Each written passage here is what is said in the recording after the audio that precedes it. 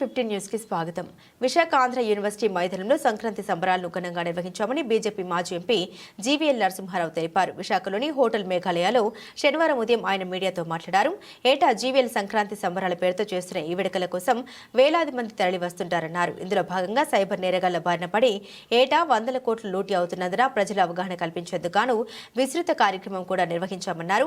Visakha steel plant పునరుజ్జీవనానికి కేంద్రం 11,440 కోట్లు కేటాయించడంపై ప్రధాని మోదీకి ఎన్డీఏ ప్రభుత్వానికి ఆయన ప్రత్యేకంగా ధన్యవాదాలు తెలిపారు. రాష్ట్రంలో కూటమి ప్రభుత్వం ఏర్పాటైన తర్వాత అన్ని అంశాల్లో ముందుకు వెళ్తుందని, రాష్ట్రాన్ని అభివృద్ధి బాటలో నడిపించేందుకు కేంద్రం సహకారంతో సీఎం చంద్రబాబు నాయుడు కృషి చేస్తున్నారన్నారు.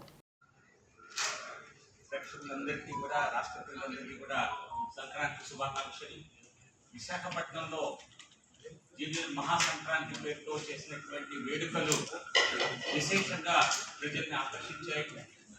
దానిలో మీడియా మిత్రుల పాత్ర కూడా చాలా విశిష్టమైంది. వీటన్నిటికీ విస్తృత కవరేజ్ ఇవ్వటమే కాకుండా ప్రజల మనోగతాన్ని అందరికీ తెలియజేసి మీరు కూడా అనేక మంది కుటుంబ సమేతంగా విచ్చేసి వేడుకల్లో పాల్గొనడం చాలా ఆనందాన్ని ఇచ్చింది. ఈసారి సంస్కృతి సంప్రదాయాలతో పాటుగా ప్రజలకు సైబర్ క్రైమ్స్ పట్ల విశేషమైనటువంటి అవగాహన కల్పించే ఉద్దేశంతో ఈ సంక్రాంతి సంబరాలతో పాటుగా వేడుకలతో పాటుగా అవగాహన సదస్సులు, సైబర్ క్రైమ్ పై అవగాహన సదస్సులు నిర్వహించడం జరిగింది. దానికి సంబంధించినటువంటి కేంద్ర ప్రభుత్వం ఇచ్చినటువంటి కాల్ సెంటర్ 1930 ఎవరికి ఎటువంటి తప్పుడు కాల్స్ వచ్చినా, తప్పుడు ఈమెయిల్స్ వచ్చినా, ప్రజల్ని మభ్యపెట్టేటువంటి సమాచారం వచ్చినా, అనుమానాస్పద సమాచారం వచ్చినా ఈ క్రైమ్ సెల్ నంబర్, కేంద్ర ప్రభుత్వం హోంశాఖ నిర్వహించేటువంటి ఈ సైబర్ క్రైమ్ సెంటర్ నంబర్కి ఇవ్వవలసిందిగా కోరటం జరిగింది.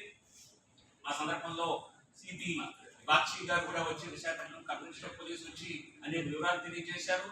ఇది ఒక్క విశాఖపట్నంలో 10 రోజుల్లో 10 కోట్ల ప్రజలు కోల్పోయారు ఈ నెల మొదటి 10 రోజుల్లో. అంటే ప్రతి సంవత్సరం ఈ సైబర్ క్రైమ్ అనేది 10 రెట్లు పెరుగుతోంది. ఇది భారతదేశంలోని యువకుల్ని కాంబోడియా, మయన్మార్, థాయిలాండ్, లావోస్ వంటి దేశాలకు తీసుకువెళ్ళి వారిని ఉద్యోగం పేరుతో వారిని అక్కడికి తీసుకువెళ్ళి మభ్యపెట్టి వారి చేత ఇటువంటి సైబర్ నేరాలు చేయిస్తున్నారన్న సమాచారం కమిషనర్ గారి ద్వారా తెలిసింది. దీన్ని ఇప్పుడు రాష్ట్ర స్థాయిలో అండ్ దేశ స్థాయిలో కూడా ఈ సైబర్ క్రైమ్స్ పైన అవగాహన ప్రజలకు కల్పించాలనేటువంటి ఆలోచనతో ముందుకు వెళ్ళాలని నేను ఆలోచిస్తున్నాను. పెద్దల సహకారంతో ఖచ్చితంగా దీన్ని దేశ స్థాయిలో, రాష్ట్ర స్థాయిలో తీసుకువెళ్ళారు. ఎందుకంటే సామాన్య ప్రజలు వాళ్ళు సంపాదించుకున్నటువంటి సంపదని, కొద్దిపాటి ధనాన్ని కొల్లగొట్టి ఇటువంటి సైబర్ నేరగాళ్ళని ఈ విషయంలో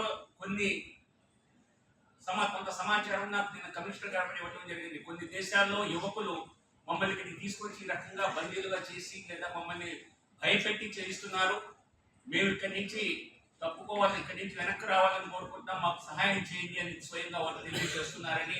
సో ఇది ఒక ఆర్గనైజ్డ్ ఇంటర్నేషనల్ మాఫియా లాగా నడుస్తోంది.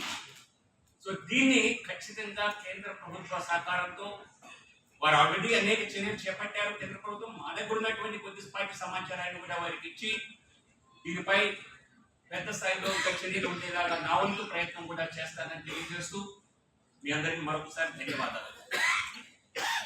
ఈ సందర్భంగా నిన్న నరేంద్ర మోదీ గారి ప్రభుత్వం ఆంధ్రప్రదేశ్ ప్రజలకు విశాఖపట్నం స్టీల్ ప్లాంట్ ఇచ్చేటువంటి ఆర్థిక సహాయంతో మరొక వరాన్ని ప్రకటించింది.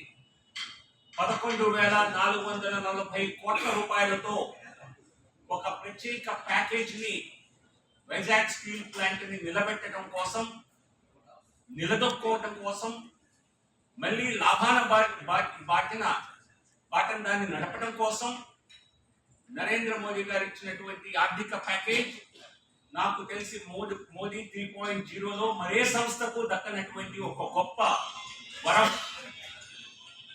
దీనికి గౌరవ ప్రధానమంత్రి నరేంద్ర మోదీ గారికి ప్రత్యేకమైనటువంటి ధన్యవాదాలు తెలియజేస్తున్నాను.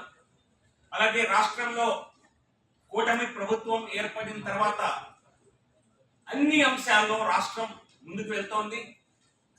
రాష్ట్రాన్ని అభివృద్ధి బాటన పట్టించే విధంగా కేంద్ర ప్రభుత్వ సహకారంతో గౌరవ ముఖ్యమంత్రి చంద్రబాబు నాయుడు గారు చేస్తున్నటువంటి ప్రయత్నాలకు సాధించిన రాష్ట్ర అభివృద్ధికి ప్రత్యేక అభినందనలు ముఖ్యమంత్రి చంద్రబాబు నాయుడు గారి మీద తెలియజేస్తున్నాను.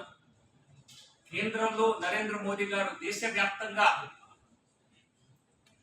అభివృద్ధి చెందిన ఆ భారతదేశం లక్ష్యంతో ముందుకెళ్తుంటే కూటమి ప్రభుత్వం డబుల్ ఇంజిన్ సర్కార్ ద్వారా ఇటువంటి ట్రబుల్స్ లేకుండా రాష్ట్రంలో పాలన దేశంలో మోదీ గారి ఆలోచనలకు అనుగుణంగా నడుస్తోంది.